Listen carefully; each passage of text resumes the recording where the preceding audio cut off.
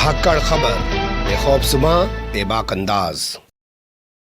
धाकड़ खबर के news room से मैं आपके साथ हूं अकरम रईस खान। यूं तो 2 अक्टूबर से ही उत्तर प्रदेश का लखीमपुर खीरी जिला देश ही नहीं पूरी दुनिया में चर्चा का विषय बना हुआ है, क्योंकि गृह राज्य मंत्री अजय कुमार मिश्रा और टेनी पहलवान के बेटे आशीष कुमार मिश्रा उर्फ मोनी ने पहले थार से, फिर स्कॉर्पियो से, फिर फॉर्च्यूनर से कुचलकर किसानों को रौंदते हुए मौत के घाट उतार दिया था। उसके बाद से हम जानते हैं क्या क्या चीजें चल रही है, लेकिन कल से एक बार फिर लखीमपुर खीरी जिला चर्चा का विषय बना हुआ है। देश ही नहीं पूरी दुनिया के अंदर चर्चा का विषय बन गया, क्योंकि पुलिस वालों पर इस बार आरोप लगा है कि उन्होंने चौकी में ले जाकर एक नाबालिग लड़के जिसकी उम्र 16 साल बताई जा रही है, उसको इतनी बेरहमी से मारा पीटा के उपचार के दौरान अस्पताल में उसकी मौत हो गई। नाराज लोगों ने उसके शव को हाईवे पर रखकर जाम लगा दिया। पुलिस वाले मौके पर पहुंचे तो लोगों ने पुलिस वालों को भी दौड़ा दिया।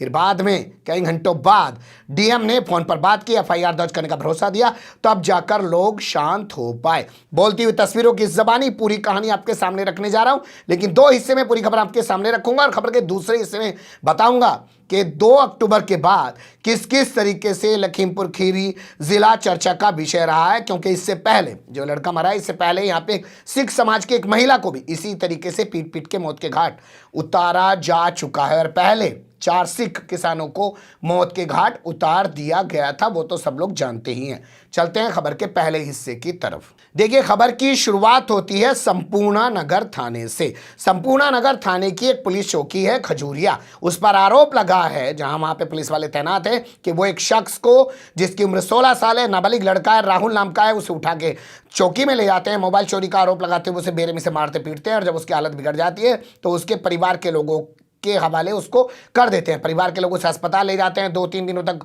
उसका इलाज चलता है और फिर उसकी मौत हो जाती है। अब आप तस्वीरें देखना शुरू करिए।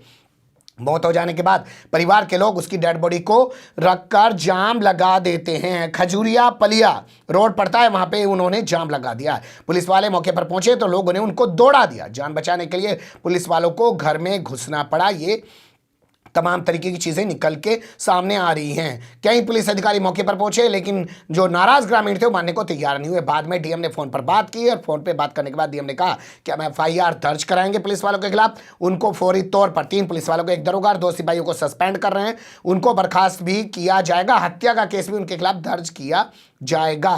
तब जाकर लोगों ने डेड बॉडी को पोस्टमार्टम के लिए भेजा। बताया जा रहा है कि आज यानी सोमवार के दिन पोस्टमार्टम के बाद उस लड़के का अंतिम संस्कार होगा।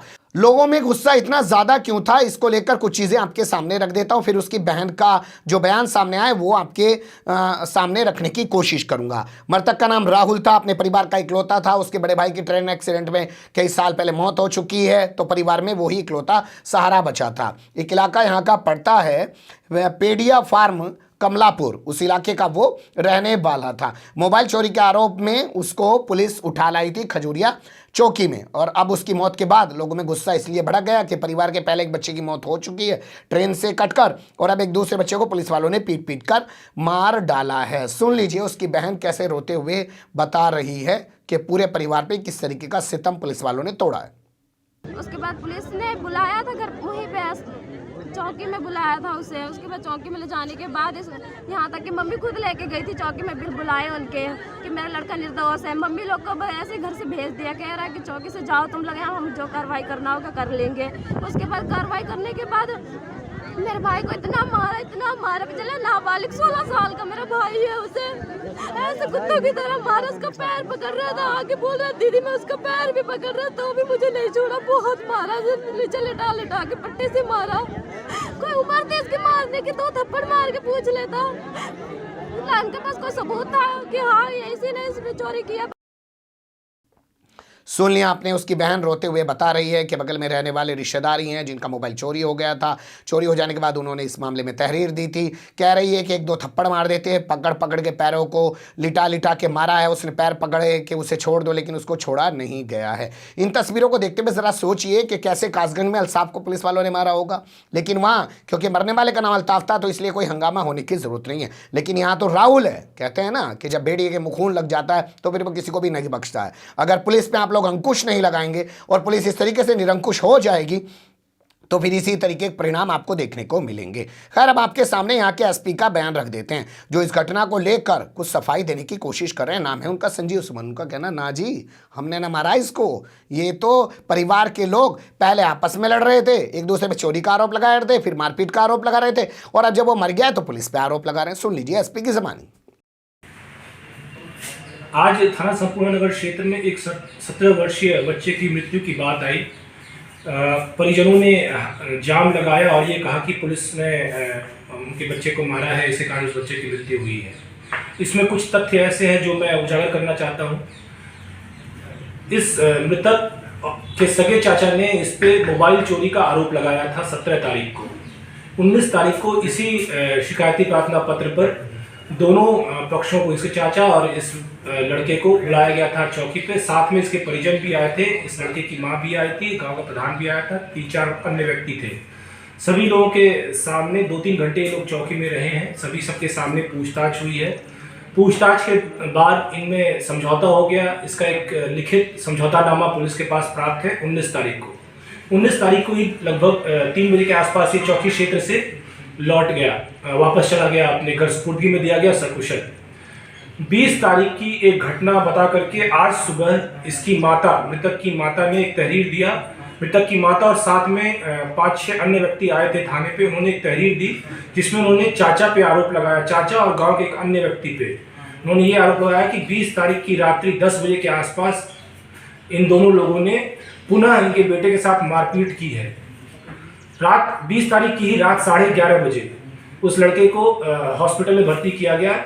आज सुबह उसकी मृत्यु हो गई। मृत्यु के पश्चात परिजनों ने ये आरोप लगाया कि पुलिस की मारपीट से इसकी मृत्यु हुई है। चूंकि वादी सर्वोपरि है, हम लोगों ने इस सभी पहलुओं पे जांच करने का मन बनाया है। उनसे पुनः इस मामले में जो उन्होंने पहले तहरीर दी थी चाचा उनके खिलाफ, उसके अलावा भी जो अन्य तहरीर वो देना चाहते हैं, उन्होंने एक लिखित शिकायत पत्र दे दिया, हमने उसे ले लिया है। उसे उसी मुकदमे में हम जोड़ दे रहे हैं और आगे की विचार कर रहे हैं। आगे जो भी तथ्य होंगे, जांच में जो भी चीज पाई जाएगी, अगर पुलिस वाले दोषी पाए जाते हैं तो उनके खिलाफ भी सख्त कार्रवाई की जाएगी। सुन लिया आपने एसपी महोदय को। यह एसपी महोदय का बयान है, इसको गंभीरता से लीजिएगा, हल्के में लेने की जरूरत नहीं है। अब आपके सामने वो खबर रख देते हैं जो 8 जनवरी को सामने आई थी। 8 जनवरी को यहां पर एक सिख महिला को पीट पीट कर मौत के घाट उतार दिया गया था। और अब यह खबर मैं आपके सामने रख रहा हूं 24 जनवरी को। महज 15 दिन के भीतर 2 लोगों की इस तरीके से मौत, और दोनों मामले में मोबाइल एक बहुत बड़ा मुद्दा बन के आया है। क्या है पूरी कहानी, वो थोड़ा सा जान लीजिए। यहां पर लखीमपुर खीरी जिले का एक इलाका है जिसे आप कह सकते हैं शहर कोतवाली, और वहां पे एक महिला जिनका नाम रविंद्र कौर है, उनको पीट पीट के इसलिए मार दिया गया क्योंकि उनके पड़ोस में रहने वाले सोहन गिरी ने आरोप लगाया कि इस महिला के पति गुरदीप सिंह ने मोबाइल चुरा लिया है।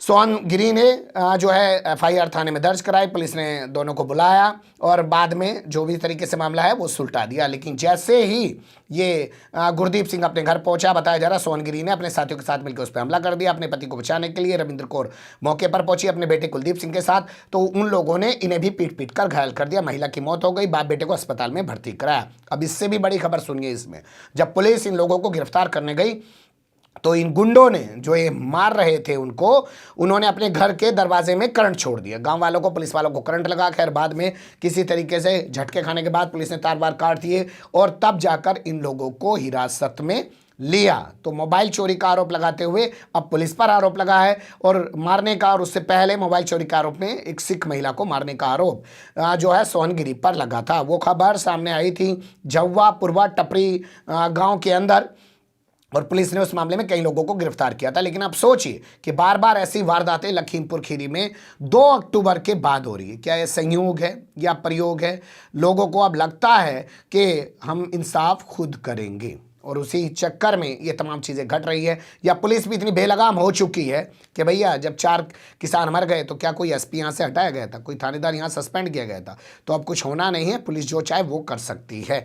ये खबर काफ़ी महत्वपूर्ण थी तो मुझे लगा आपके सामने इसे रखूं, वरना उत्तर प्रदेश के जंगल राज से जुड़ी हुई खबरों के बुलेटिन में तो आपके सामने इस खबर को रख ही चुका हूं।